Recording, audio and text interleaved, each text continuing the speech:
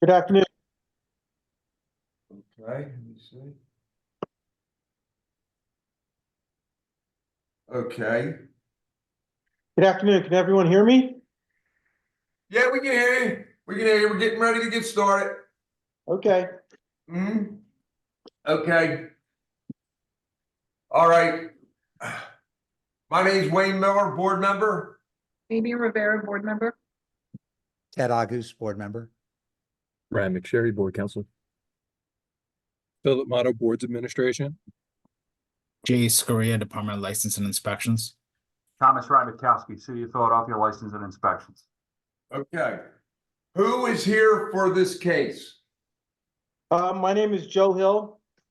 All right, Joe. Who else is here? Who else is going to be testifying? Is it just you, Joe? I'm sorry, Mr. Miller. Yes. I believe Mr. Hill is here on matter number 4, 1511 Green Street. Okay, Yeah. but he's not on Shelton Avenue. He's just sitting in here because it's an open forum. Yes, sir. Yes. Who believe is Mr. here from Shelton? Just Joe? Are you the only guy? Yeah, I'm not here for Shelton. I'm just here for Green. Okay. Is there anybody here for Shelton? Is that 2979 Shelton Avenue? That's correct. Michael Yanoff here. I'm attorney for Okay, that Michael. entity. Is anyone else going to be testifying?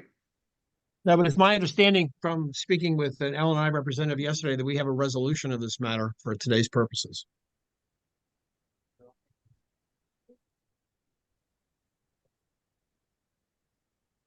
Hello? It looks like the board chair lost connection.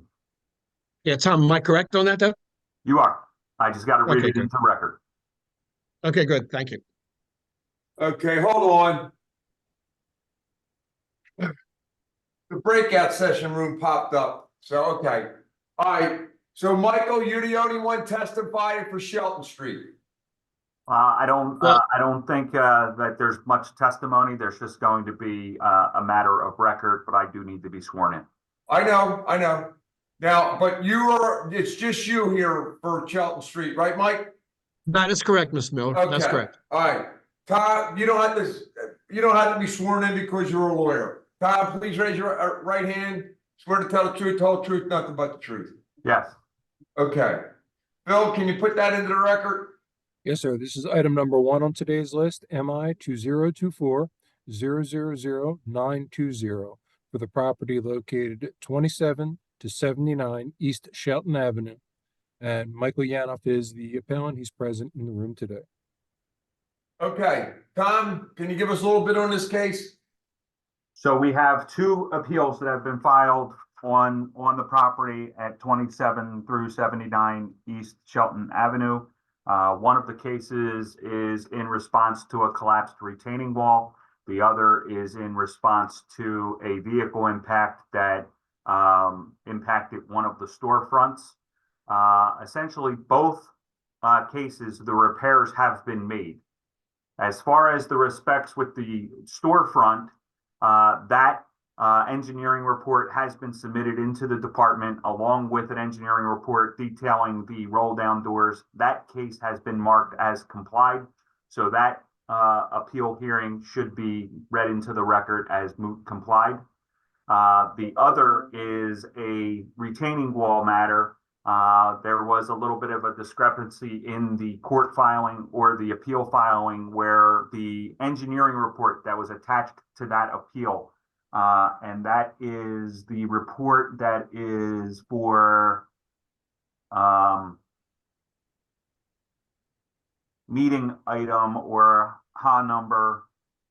Let me see, I have the meeting item for it. But it would be the first one, which would be HA number HA 2024-000-280. And that would have been the one for the retaining wall. And that is in reference to case number CF Charlie Frank 2023-013050. And that is for the retaining wall. The engineering report that was attached to that appeal filing details the front wall of the storefront. but there is an attached diagram, a drawing that illustrates the retaining wall repair, which was completed. So it is an agreement between myself and Mr. Yanoff that it is agreement that we would be provided an engineering report within the next 60 days, detailing the repairs that were done under that drawing, illustrating that those repairs were done correctly. And that would be 60 days. So it's a city affirmed with 60-day stay of enforcement. So case number 1 is the retaining wall? Matter number 1 is the retaining wall. Yes. So that is Okay. a city affirmed 60-day stay of enforcement. Matter number 2, which is the vehicle impact, that is actually moot complied. Okay, so everything's finished. 60 Uh, days that- to give you that's- an engineering report for the retaining wall, right? That's the agreement. correct. Yes, sir. Okay, you good with that, Michael? I am, Mr. Miller, thank you. Okay, all right. Mr. Miller, just to clarify the record, should I put the second MI onto the record? Yes, you should, The please. second MI for this property was MI 2024-000342 for the same property, 27 through 79 East Shelton Avenue. And And that that's is been complied with, right? correct, Mr. Miller. Okay, good. All right. All right, Mr. Yanoff, thank you. Thank you. May I be excused, Mr. Miller? Yes, you can. Thank you, Okay. Tom. Thank you so much. Thank you. Thank you. Okay. That was good. Quick. What's the next one? Mr. Miller, the appellant for case number 4 is present in the room today. That's Okay, 1511 three's Green not Street. here yet? No, sir. Okay. All right, let's do Green Street. Everybody ready? Yes. Okay, I'm Wayne Miller, board member. Amy Rivera, board member. Ted August, board member. Brad McSherry, Board Counsel. Philip Motto, Boards Administration. Jay Scoria, Department of License and Inspections. Megan Flade, the Department of Licenses and Inspections. Tom there? I think he's not doing this one. Who's doing this one? I am. Okay, fine. All right. Okay, Joe, you're the only one testifying? That's all necessary for now. Okay, all right. Joe, could you please raise your right hand, swear to tell the truth, whole truth, nothing but the truth? Yes, Okay, good. Can you raise your right hand, swear to tell the truth, whole truth, nothing but the truth? I do. Okay, Phil, can you put that into the record?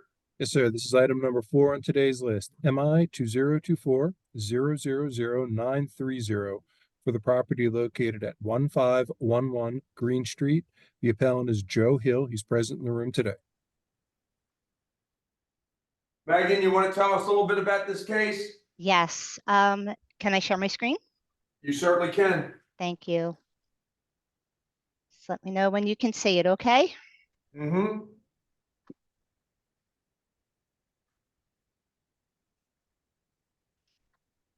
Okay. Can you see it? Yes. Okay. Yes. So here is the appeal form on 1/5/24 per the case record. The department wrote an unsafe violation for the property at 1511 Green Street for the front of the brownstone having loose and spalling concrete and a bulged front wall. So give me You a have a second. picture of that? I'm trying to get to them now. Okay. It's kind of hard to see in the photos. Okay. So this is the side view that the area inspector took of the property. This is the front.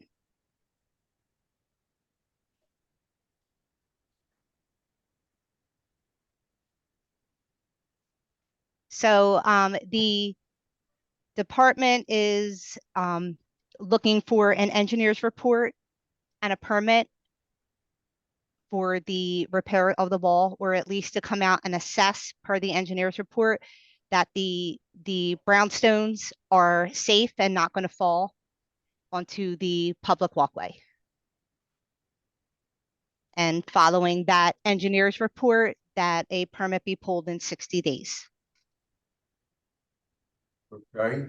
Joe, what do you got to say? Yeah, I'm gonna share my screen. Sure, no problem.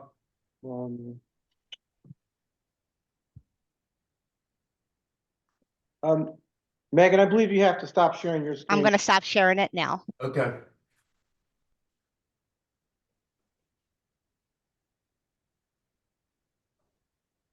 Okay. Okay, I can do it now. Yes.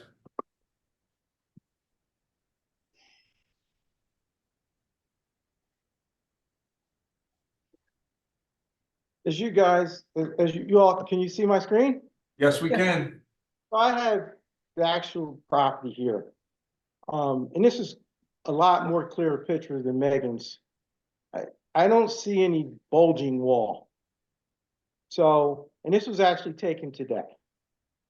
And, so, you know, we just have to be really careful. I know Illinois is getting a lot of pressure with all the, falling in buildings that are coming down there. You know, I get it. They're going above and beyond to make sure that we're all safe. However, we have to start drawing a line here. Megan has stated that there's a bulging wall, but clearly there's no bulging wall. And this is just taken today. The building adjacent to mine, to the right and left, or buildings adjacent to mine, are solid brick walls. And then on the front, I have the veneer wall. And, you know, back in the early 80s, late 70s, these veneer walls are essentially just concrete, stamped concrete. So it's not bricks that Megan and license inspections are claiming. I did make a call to my engineer and sent photos. And my engineer was happy to come out at a, you know, a $250 fee and a cost to create this report. But my hopes today is to show you some other photos that can make my case a bit more clear. Good. Let's see. As you can see here, this is the concrete, the stamped concrete, which is, again, like I alluded to earlier, it's about 3.5 inches above the brick wall.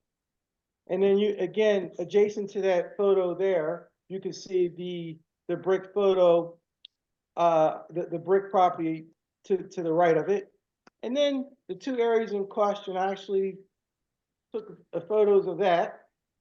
So the two areas in question, the only areas that are in concern here is, if you look at the arrow to the right, I've already repaired that and I'm going to fix it to make it more aesthetically pleasing. There's concrete in that, filled in that hole right there, as you can see. And then right there, and that hole is essentially probably 5 by 6 by 3.5 inches. And then the hole to the left, which I have the two other areas, it's literally, I can't even stick my hand in that. But again, you know, I will be doing some light renovations to this property in short order. But this is nothing that I need to address. And clearly there's no bulge in the wall. And license inspection didn't even show pictures of the areas that was in question, which I actually did.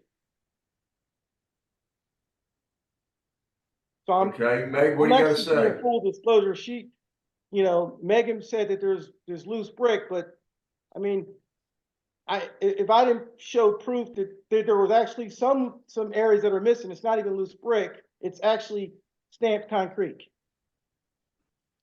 So the department received a complaint that there was some loose concrete, which prompted the department to go out to the location to inspect the property and write a violation.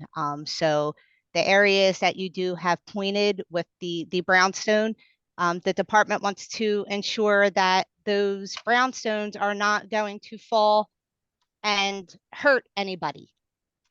Well, Megan, I get it, right? but that's not gonna fall and hurt anybody because if you look at the door, it's below 2 feet. The complaint came in that there was a fractured, bulge wall, but it went up until the 3rd floor. So that is what the complaint was called in for. Let's take a look at let's look at the 3rd wall. I mean, do you see a bulge, Megan? I'm not an inspector, so I can't answer to that. I can only read what's per case record. Again, we just have to be careful of creating reports based on neighbors having concern. And, at the end of the day, safety is ultimately our #1 goal here. But I don't think I should have to go out and spend probably close to $650 because an inspector who's not an engineer claims that the wall is bulging, which is clearly not, coupled with the fact that it's not loose brick because it's not brick at all. It's actually stamped concrete.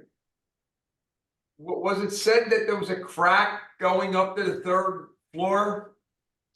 The complaint that was called into the department is for the building has a crack from foundation to the 3rd floor. That was what the complaint was called in to the department. So it goes from the ground up to the 3rd floor? That's what the complaint was called in for. Okay, is there any way we could see that on the pictures? I only have the pictures of which I showed that the inspector took when he was at the location. I can do my best to get find another photo and try to zoom in on it, but I can assure you, I mean, there's no crack here from the ground. I just point out the areas that they failed to point out that could be in question, but clearly there's no crack. And if you like, if you all would care to be a bit more patient, I'll figure out a way to get a closer up picture on the building where you can see there's no crack that goes from anywhere from the 3rd floor. I mean, and my pictures are much clearer than what Megan has produced today. There's no crack. Okay, all right, pull us up a picture. Let's take a look and see if we can see if there's anything. Okay. Just try to get a closer photo, see what I can do here. And Megan, just to be clear, I want to make sure, I mean, basically the violation when it's written up, it doesn't rely on whatever maybe is called in. It's the relying on what the inspector assesses when he goes to the location. Right. So it is, Right. a And qualified bulges inspector for, looking at it. right. And Yeah. bulges are sometimes hard to see in photos, but I can only read, what is of the record. Right. I understand. So essentially we're relying on the word of the inspector. And I think, I mean, I don't know. I mean, we'll see, if you can show us anything closer, Joe, but This at the end of the day, it may be simply that we have to rely on an engineer sort of either disputing what the inspectors said or, agreeing with it and taking appropriate action. Ted, can you see the closer up photo I have up there? I can see, but I'm looking at a building from across the street I mean, I can't see it as clearly as an inspector who's trained to do this can see when they go out and look at it. I mean, to my eye, this looks pretty good. But yeah, we gotta be careful here. Like, we're over governing, right? The inspector gets called. He's trying to do his job. The neighbors are saying, hey, there's a bulge, but clearly there's no bulge here. It's what we see. Like, I shouldn't have to spend $650 to placate anybody on this board or the neighbor. Like, it's my expenses. Ted, if someone called you up and one of your neighbors said your bricks is falling, and would you want to spend $650 for an engineer's report? It's tough. It's just tough. Of course not. Yeah, so we gotta look at this for what it is. This is I'll go into I'll show you within my picture, my photos that this was taken today. Like I shouldn't have to incur any costs because, and you know what? It's Megan's burden of proof. Where's your proof that the building's bolting? She doesn't have it. So why do I have to go out and spend this money? That's what we're here How for. about that crack, Joe? Can you show us that crack? There isn't a crack. That's my point. Like I showed, like I'm being forward here. I showed you the two areas that could be in question, which Megan didn't even produce. She said two things. She said there's dislodged bricks, no photos, and there's a crack from the bottom of the building all the way to the top, no photos. Well, I'm going above and beyond to be in full disclosure to show you what's going on with the building. And she hasn't even given us any evidence other than someone's word. And I'm giving you my word, commensurate to the building inspector. I don't want to have to go out and, I mean, of course I called engineering center for they'd be happy to come out and make me spend some money to write up a report, but I shouldn't have to.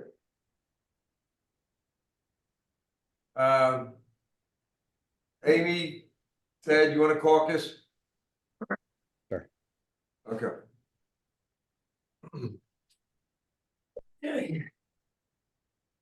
All right, here's what we're gonna do. We're gonna request that we have a second inspection by L&I and to report back at the next meeting on this issue. And we'll continue this to next meeting, Phil. Okay, so Joe, that's where we're at. We're gonna send another inspector out to take a look at that. So we don't want anybody spending money that they don't have to do it. Maybe there was some different issue there. So we're gonna send a new inspector out or another inspector.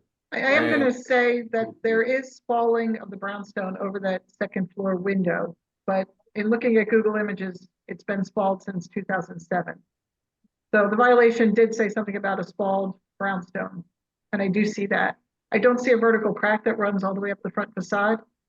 And looking at the two sides against the neighboring brick, maybe there's a little bit of a movement, but a plumb bob is really the only way you can tell, or laser, if the wall is bulged. Yeah. So And- I agree Okay. that we should have L&I come out and look again and really Correct. scrutinize it and see if there is a bulge. Yeah, and the spalling from, Amy, when you looked at the, images from a few years ago, it hasn't progressed from what you No, could. it's the same visually. So that's where we're at. We're gonna send another inspection out. We're gonna continue to test. Joe, we're gonna continue this and we'll have word back at next meeting what the story is. I've reached out to Anthony DeSabato, the person who wrote it up. I haven't heard back from him. I'd be happy to meet the inspector out there. I mean, again, we might have been able to come to a conclusion, but I've called Anthony DeSabato, the person who wrote up the violation, I don't know, 10 times to no avail. I'd be happy to meet whomever out there, and maybe we could, if there's any argument here, I'd be happy to fill in the little concrete stuff with, down at the bottom, but I doubt there's anything else. I mean, that's fine. Okay, all right. Okay. So we'll continue the case. We'll have another inspector go out. All right, Joe? Thank you. All right, you're welcome. Bye-bye.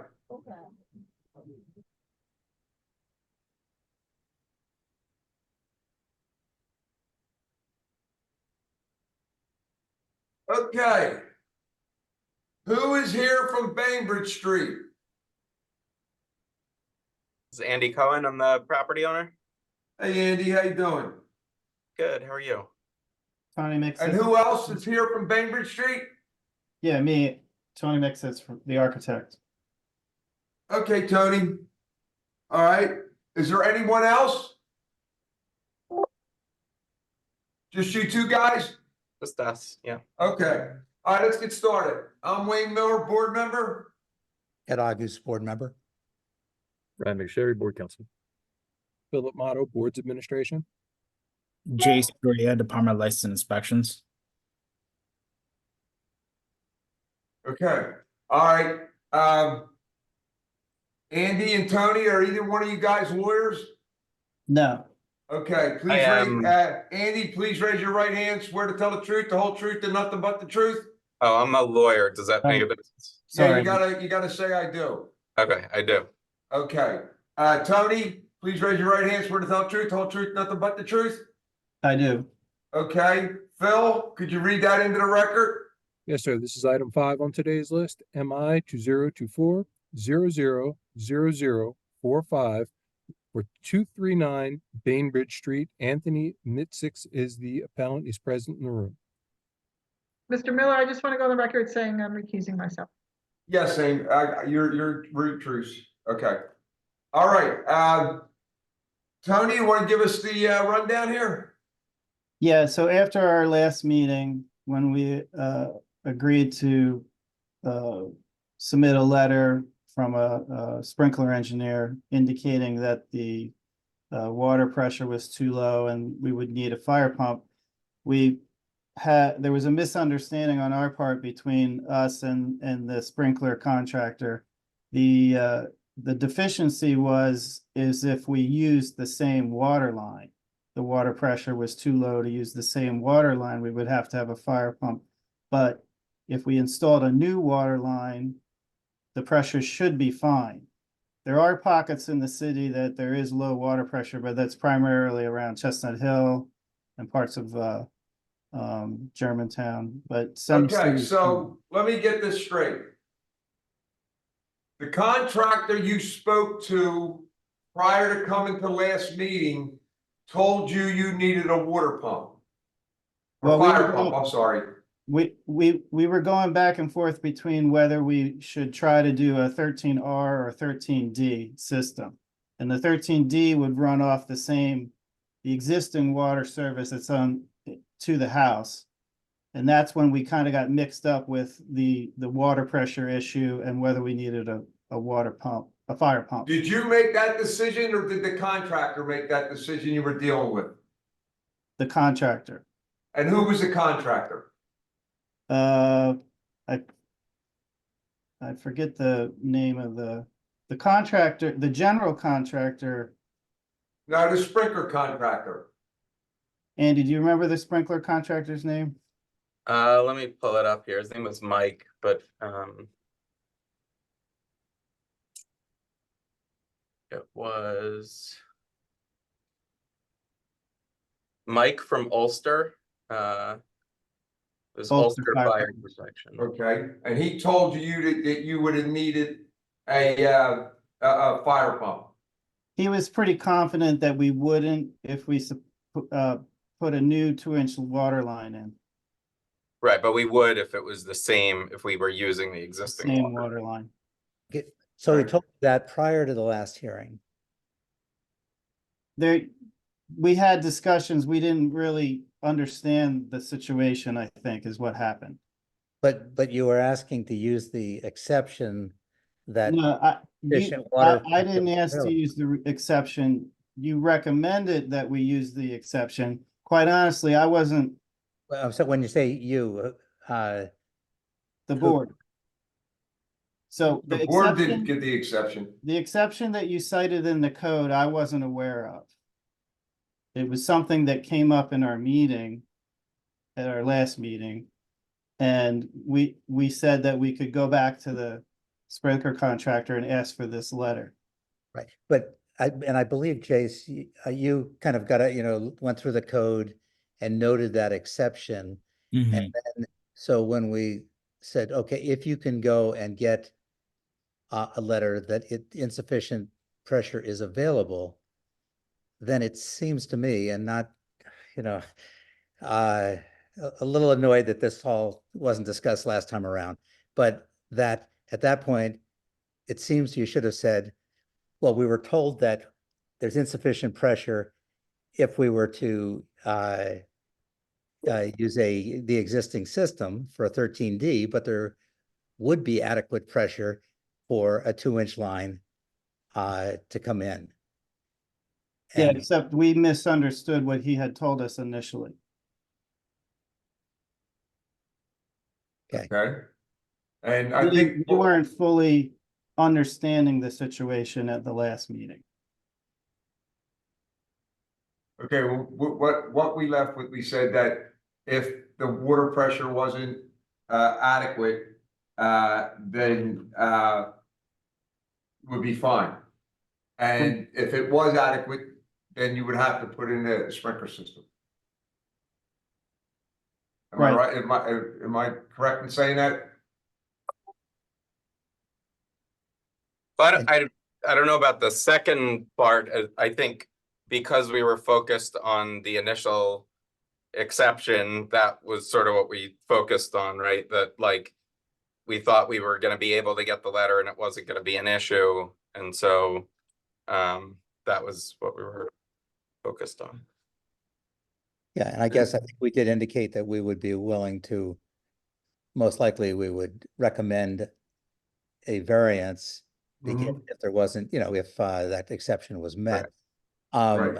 Because again, we make recommendations to the commissioner who ultimately rules, Yeah. one way or the other.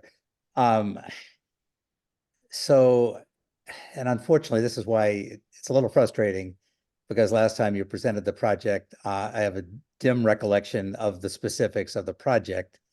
And so in terms of, I think what you're saying, Tony, is that we didn't really address whether we would be comfortable with giving a variance on the merits of the scope of work that was being done. It all sort of kind of reverted to the exception, and that's what everybody focused on. Right. I wasn't aware of this exception in the code. So my position is that the small amount of square footage that we're adding is triggering this requirement, and it's pretty disruptive to the house. Nowhere else in the code do you have to upgrade areas that you're not touching, except for this particular exception. And it would be pretty disruptive to sprinkler this house. It is an existing 4-story row house already. There's no basement. We would have to crack up the first floor slab to bring in a new water system, water line for the sprinkler system. And then all most of the ceilings would have to be removed to fish the pipes around. We're only really doing work on the 4th floor and a small amount of work on the 1st floor. Could you share your screen and just, briefly kind of reacquaint us with the specifics of it so that we can, Yeah, so I have, apologies, it's not all crystal clear.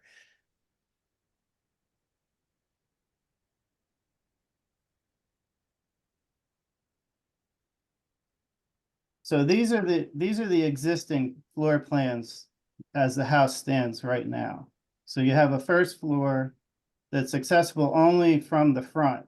The rear is partially below grade, so you can't get to the rear yard on the 1st level. So then you go up to the 2nd level, and it's an open plan with living, dining, kitchen. And then there's a deck on the back that you'd have access to. On the 3rd level, it's 2 bedrooms, a full bath, some open floor area that looks down on the 2nd floor. And then here's the 4th floor. So there's a master bedroom, there's a master bath, and a deck. And then these 2 areas are roof. So what we're proposing to do is add square footage to this area here. All right. And in that square footage, we're going to make the master bath bigger. We're going to put an office nook over here and a laundry room over here. And are there windows in that will be essentially escape windows to the street? Yes. Accessible from the sidewalk below? Yes. I don't have my existing, bear with me. I don't have the new plans open. Hang on for a minute. Let me get out of here. Yeah.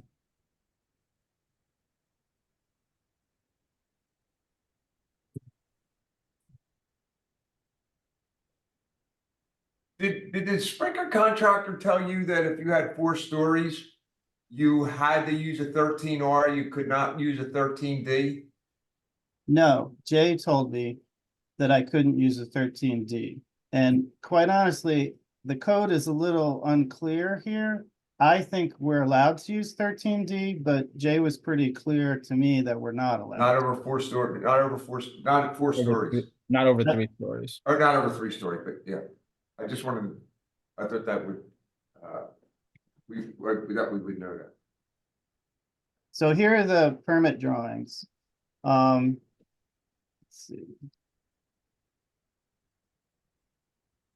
And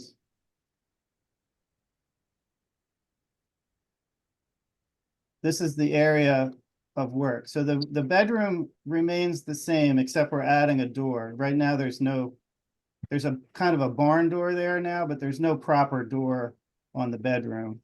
And then this, and the bedroom's not shown in this particular plan, it's beyond this point.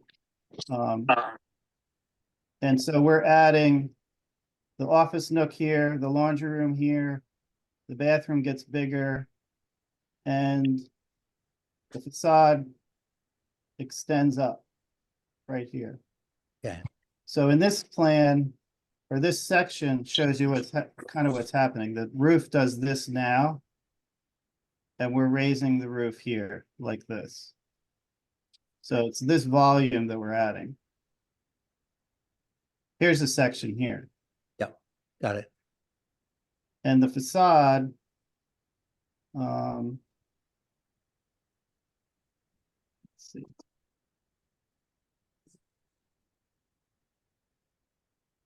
Currently looks like this.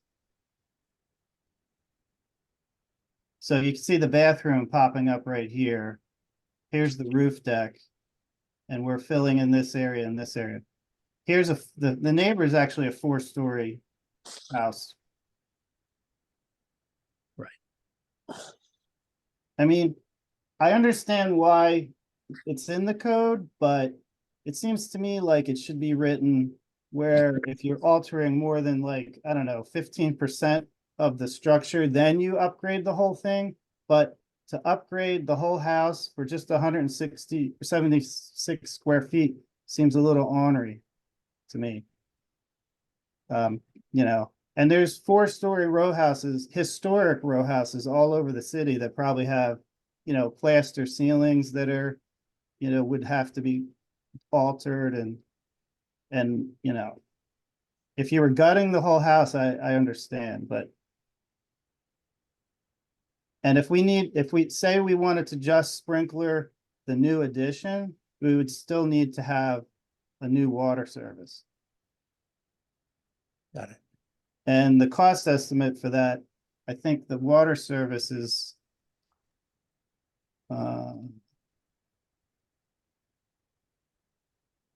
18 grand, I think. For 4 inches, isn't it? Or it's 15,500 just for the water line. 2-inch, huh? That's for a 2-inch service, or is Yeah. that for a 4-inch service? 2. It says 2. 2-inch there, but and that has definitely gone up. Chase, just clarify, or maybe this is a Wayne question. You couldn't simply, if you were only sprinklering the added area, could that be done off of the existing water service? I mean, neither, you know, not as a 13D system, but simply as a, you know, couple of heads.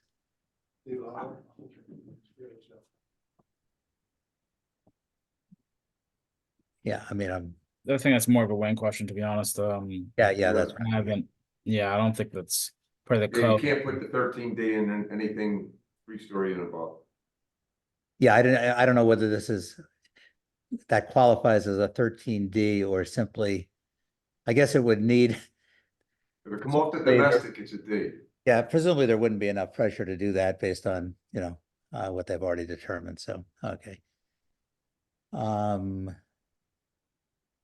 Do we want to break out or do anything further? Okay, Okay, we'll jump into the breakout room. We'll be yeah, back. okay, fine.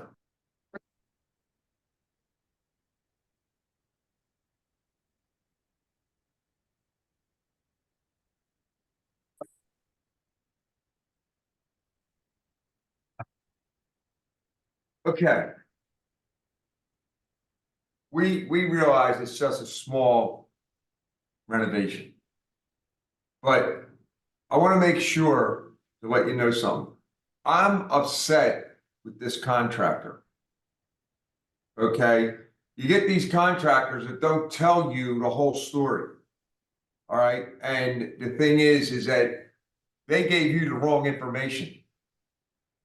So I would think twice if I had to do something to use that contractor. And because they know damn right well that a 4-story building cannot use a 13D. You don't know that the domestic on a 13D has to be under 3 stories or 3 stories and below. And again, you wouldn't know whether the pressure was right or not right or things like that. But that just really irks me when contractors do things like that on certain things. So, but we realize it's small and you probably had a misunderstanding between a domestic line and a regular fire line coming in. And the cost is really exuberant, but the thing is that you didn't change the footprint. It's hardly anything there. Most of it's the deck. So we're gonna grant the variance. Thank you so much. I Okay. really appreciate it. Okay. Good luck with it. Thank you. Okay, guys, good luck. Thanks. Bye-bye. Okay. Go. Do we have any luck with number 3? No, we did not. Okay, I We were will never keep able to going maintain and we'll contact. discuss that at the end. Okay. Okay, so we have right now, we have 3000 Kensington Avenue. Yes, sir. Okay. Is there anybody here from Kensington Avenue? Can you hear me? Yeah, we hear you. Yeah, so I'm here for 3000 Kensington. I'm going to have someone else jump on if he can. He may not, but if not, we can start. So Okay, are you a lawyer? No. Okay, so we're gonna have to swear you in when we get around to that, okay? Sure. Yeah. All right, we'll get started. I'm Wayne Miller, board member. Ted Agus, board member. Brad McSherry, Board Counsel. John Dimes, Oh, sorry. Hang on one second. Go ahead, John. Okay, all right. Chris, could you raise your right hand? Swear to tell the truth, the whole truth, nothing but the truth? I do. Okay, Phil, can you put that into the record? Yes, so this is item number 6 on today's list. MI 2024-000935 for the property located at 3000 Kensington Avenue. Mr. Okay. Miller, recuse myself from this? Yes, you can, Abe. I just want to take note that it appears that board member Agus has stepped away. I'm not sure if we want to pause. But it does not appear to be on his camera. I'm not sure if he's can hear us if he's listening, but We'll wait a second till Ted Okay. gets back on. Yeah, we'll wait a second.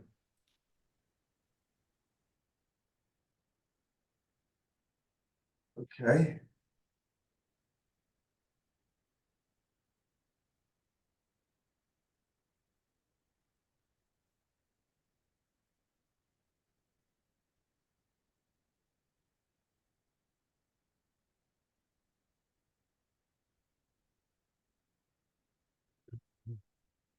Okay, Ted. Okay. We'll take a second. Ted's doing something. Hey, Ted, you ready? Yeah, sorry about that, Wayne. Hey, no problem. It's okay. Okay, Chris, let's hear what you have. All right. So this is for 3000 Kensington Avenue. I guess this is the first time that this product has come to the board. So should I share my screen and just kind of walk you through the Sure. building? Or Yep. all right. Let me,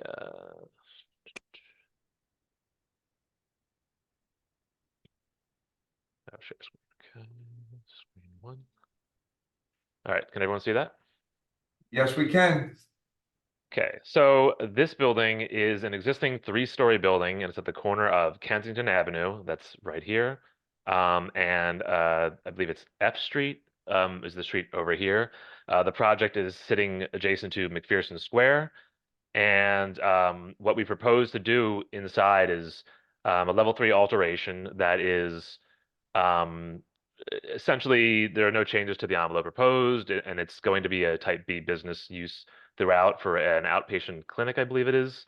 And so just to walk you through kind of what we're looking at here. So the existing basement is this building here. This plan, the first floor plan, we're proposing some interior, sorry, let me see if I can zoom in a little bit.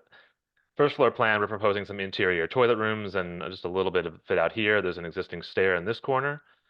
On the second story, the existing footprint is a little bit smaller, so this is the roof of the 1-story portion below. The existing stair we are now enclosing with a 1-hour rated assembly, and there's a little bit of office fit out here. And the third floor is in this existing envelope here, where this is just the 3-story portion. We're also enclosing this stair here, but largely that's just staying open. Now this, the issue here is that for this B use on the 3rd floor, we are required to have 2 exits, and obviously you can see we only have a single exit. Now in order to provide a second exit, there's obviously one solution, that is to put a exterior fire escape or some kind of similar thing on the outside of the building on the F Street, most likely on the F Street right of way. There is an existing door in this location, so you could make that argument. However, in this particular case, the owner does not want to pursue that route because due to the nature of where this project is, I'm sure you all know that McPherson Square there's a huge drug addict problem, and on these rights of way, there are people sleeping all hours of the night. So they don't want to create this existing a future security problem by providing that kind of solution where somebody could climb onto the roof and get in. So what the owner is electing to do in this case, the sprinkler is not required for this project, but they're electing to pursue an NFPA 13 system throughout the building as a compromise to resolve this, because they don't want to pursue any kind of security risk is the main issue with that. But that's largely the extent of what this is for. It's really about the use requires a second exit from that 3rd story. And you're still intending to leave a doorway there that would lead out to? Yeah, this door, I believe we have no proposal to remove it. It's not going to be functional, maybe just for maintenance to get onto the roof. Nobody's walking out there. There's no roof deck or anything. I think I have a couple photos on here just so you can kind of understand this building a little bit. So this is the 1-story, the 2-story, and the 3-story portion. So that's the portion where this egress is from, and the stair comes out on this side. And you can see right now that the sidewalk is occupied by people all the time. Yeah. It's a mess, you know. I know. So the exit is this existing one on Kensington Avenue right now, Yeah. which is here. Yeah, on that middle photograph, you can see the door up, yeah. Yeah, I think it's Yeah, I just see. filled with some Yeah. plywood right now. Uh-huh. But we have no intention to use that for anything. We understand.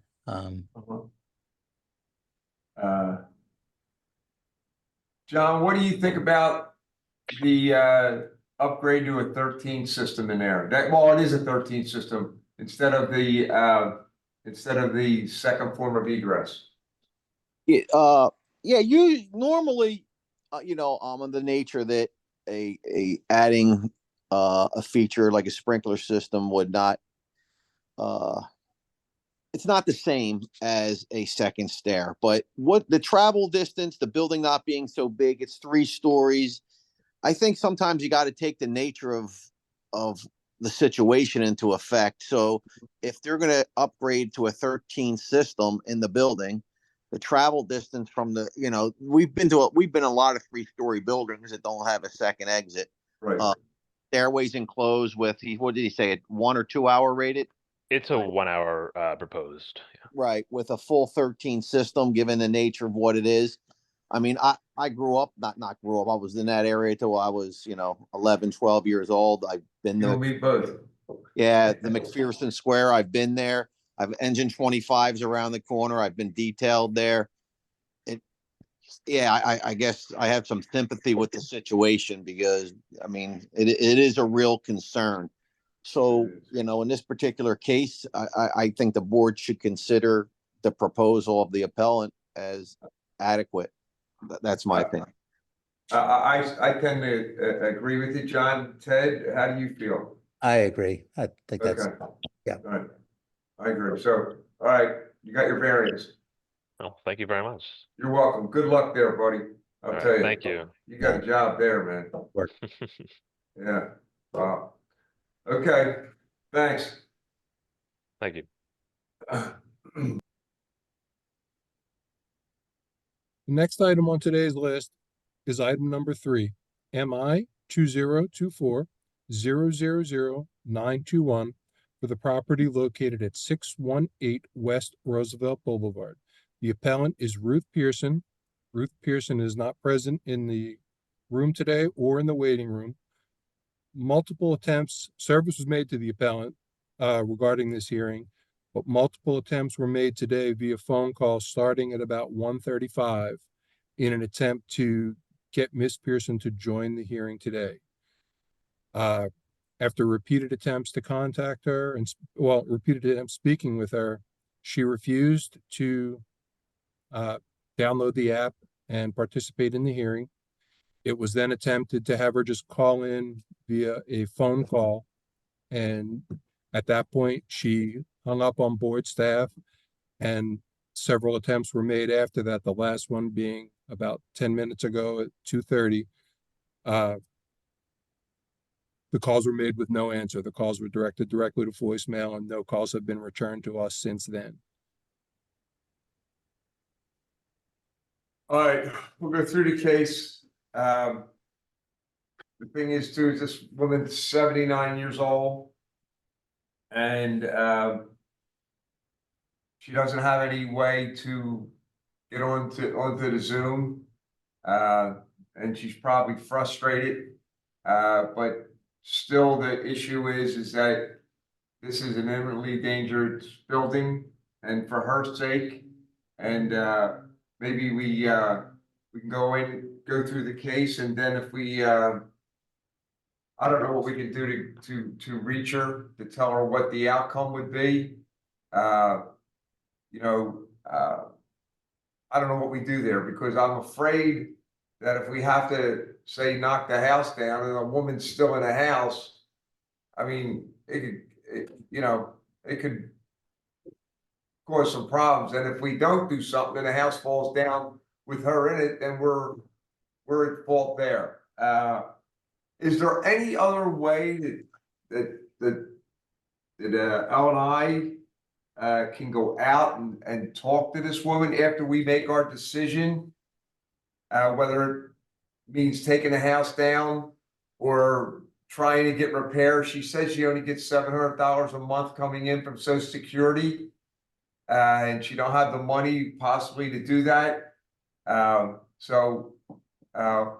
We'll hear the case. We'll find out if it's imminently dangerous that we think, or if it just needs to make safe, or whatever we can do to notify her before anything's done. And then how we have to do that, we got to do it.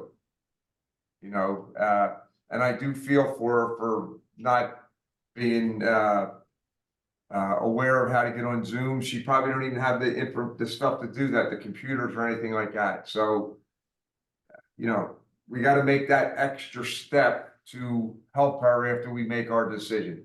Okay, so let's go with the case. I will start over. I'm Wayne Miller, board member. Amy Rivera, board member. Ted Agus, board member. Ryan McSherry, board counsel. Philip Motto, boards administration. Jay Scoria, Department of License and Inspections. Megan Flea, Department of Licenses and Inspections. Okay, Meg, I gotta swear you in. Could you please raise your right hand, swear to tell the truth, the whole truth, nothing but the truth? I do. Okay, the thing is that, could you tell us a little, could you I read that can. into the record, Phil? Yeah, so this is item number 3 on the list, MI 2024-000-921 for the property located at 618 West Roosevelt Boulevard. All right, Meg, let us know what's going on. Okay, so on 10/16 of 23, a complaint came into the department for the rear of the house collapsing. An unsafe case was written on that property. 2 notices of violations were sent to the owner of record. On 1/11/24, a new complaint came in that the rear of the property had gotten worse. On 1/15/24, an inspector upgraded the property to an imminently dangerous status. On 1/29 of this year, she filed for a late appeal. 2/7/24, it looks like somebody came in to try to apply for a permit, but they were informed at the front counter that they needed 3 copies of an engineered report, an engineered plan, and that's signed and sealed. So she was turned away. If you don't mind, I will share my screen so you can see some photos Yeah, please, of please the do. property. Just give me 1 second.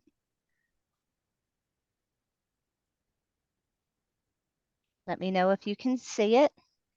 We see it. Okay. You don't see the property, you see the paperwork. Yeah, it's coming. So Okay.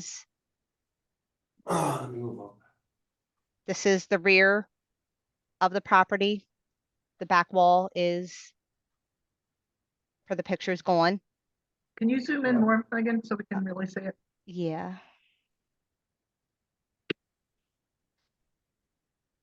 She's living in this house? I do not know if she is living in the home or not. Can you see them a little bit better? A little bit better. A little Okay. better, yeah. Is this is it the back, the wall out there? Right Yes, here? that's the rear of her home. And the second floor and the, So there's a That- bay at the That's the second rear floor? bay right here. This is the second floor. Yes, that wall is gone. And So this it's wall. the side wall that's gone. Yeah. So let me see if there's more. So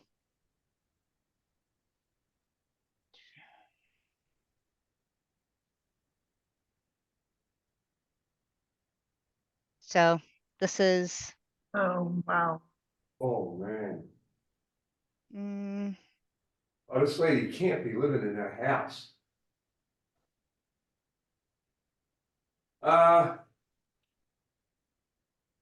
Is does the city have social workers to go out if this woman's in this house? what would happen is if she is in the home, and I do not know if she is or not, if it's owner occupied, we would, I believe, would try to reach out to an agency that would try to provide assistance. I believe it's the Red Cross that the department would try to reach out to see if there's any assistance. I think from her paperwork here for the late appeal, it says that she's in a shelter, but this was stamped January 29th, the day that she filled out this application. I can't understand everything she says, but I do see something that says in a shelter and did not receive my violation. She's on Social Security, but she can't get help with the roof and the bills. So I can see, man, that would cost a fortune to fix that place. You know, my concern is that I hope she's not in there. All right, but we have to know for sure if she is, and we have to get her some type of help. well, I mean, do know that the inspector, Inspector Stallworth, was at the location and did post a property for demolition. And then after that, she, I believe, came in and filed for the appeal. I don't know if she has the funds to fix it. I'm sure she doesn't. She only gets $700 a month for social security, and that's whatever. I'm trying to. It appears to only be the back portion of this property that is having issues. Doesn't make sense to me to demolish the whole property. I don't know how we could. Right, but but the options would be, You'd have to. yeah, we Who's gonna can't. make the repairs? Yeah. Well, that's the thing. It would have to, you can't do a site. I don't think you could do a site improvement. And I mean, the only course would be for demolition. So I guess this drastically changed between the unsafe and imminently dangerous. Yeah, I'm trying to see if I can get some pictures in there from the. All right. Just So by the looks of it, my God. And it was obviously a nighttime call that brought them there. Yes. Yeah, the complaint came in that the sidewall fell. Alright. We gotta make sure she's out of the house, and then then it'll be demoed. So the department was looking for a permit in 30 days, or the city was going to place it out to bid. I think that makes sense. Yeah, and we gotta find out where the woman's at. She can't be in there. Now, what do they do when that company goes there? They make sure that no one's in the home? Yes, when we do due diligence when we place a property out for demolition. So if we do place a property out for demolition and we do go there, and it's found to be occupied, then we won't place it out for demolition at that time. Typically, we would turn to the courts to get a court order to have the occupants of the property removed. And then we would go from there. But if we go there and we see that it's occupied, if it's owner occupied, then we would need a court order to allow us to remove the owner from the property. And then we would, if we would try to reach out to, I believe it's the Red Cross, to see if she would go into a shelter or if she had other family members that she could go with. Here's what she says here in her thing. I am on Social Security, $700 a month, house paid off, and taxes is paid up, but can't get help with roof and other bills, I think that says, and only get $700 a month. I am requesting a waiver of the $50 processing fee. I'm sorry, Mr. Miller. The appellant requested a hardship waiver of the appeal fee of $50. Okay. Megan, those pictures look great. If you could just. I'm gonna share what I'm trying to get some photos of what it looked like prior to it being in imminently dangerous condition, but it does look like it has significantly changed from. All right, so.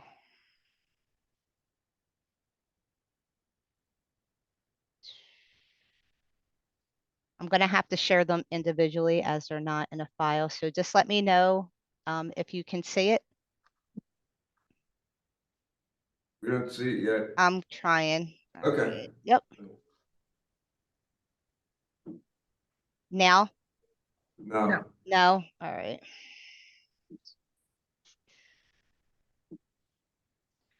All right.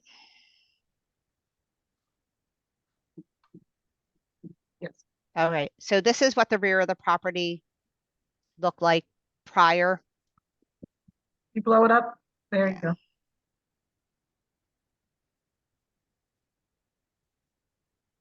I also have a picture of the front. All right, I'm just gonna have to. Are you able to see it or no? Not now. No? All We've right. seen the back.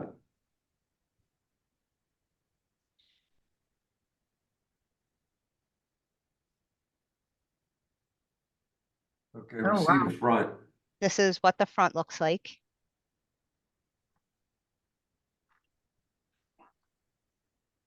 And when were these photos taken? These photos are dated 12/8 of 23. So windows are open in the winter and windows are broken in the winter. Upstairs, So, second floor windows. yeah, this is open. This is open.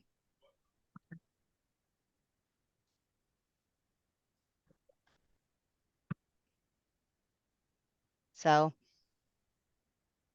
but it has significantly changed from the case was written in 23, in October of 23, up until 1/15 of 24, when it was upgraded to imminently dangerous. So we'll just say 30 days and then if they can't get anything, they're gonna have to take it down, just make sure she's not in there. Right, if she's in there, we'll, Okay. yeah, we do that due diligence prior to any demolition that we do. Can, Everyone good with because that? she did not receive the violation because she is in a shelter or wherever she is. Make sure that she is given at least a voicemail to tell her what this decision is. Do we have her phone? I don't Yes, We've been think, talking to her, right? yeah, they were on the phone with her, so, yeah. I mean, she may not answer, but at least have it on voicemail. Mhm. And We're then, covered. right, so, I mean, we would post the, I believe I know the inspector posted the property for demolition prior, but we would post the property again. I'll make sure that I'll ask him if he can go out and post a property again for demolition. That's so she's aware as she goes to the location. What does posting it for demolition, does it say It's like within the next 30 days or? It's just a poster that says notice of demolition, and then it would give a date of when we would place it out for demo. Is everybody comfortable with 30 days? Or they want to do it less? I mean, I think because it's a side yard bearing wall, it looks like that is going. It could crumble and possibly hit the neighboring wall, but it really should only affect her property. What's the process typically with something like this in terms of, sale of the property? Does the city sort of undertake that, or does it, If she sold the property, well, no, I mean, let's say, the demo is done, the walls of the adjoining properties are stuccoed or whatever you guys do. And I guess there's a bill it's essentially a lien. either way, right? Yeah, but is there a point where you automatically initiate the sale of it, or is that totally? That's not within, The we don't, that's on her to sell the property. Yeah, we don't have anything to do with any sales of the property. If she wasn't caught up on taxes and there was a mortgage, then maybe the sheriff's department would step in and do a sheriff's sale, but we don't have any control over that. She said she's paid up on taxes and things. So ultimately what would happen is when we would do the demo, the lien would be placed on the land, and then it would, if she decided to sell the property after, then the city would take whatever money was owed to them for the cost of the demolition. And then if not, the land never sells, then the lien just stays on there. Okay. Everybody all right with that? Yep. Okay, all right. Good deal. All right. Good. Yep. Have a great Thanks, day, Megan. everybody. You too. Bye. Thanks a lot.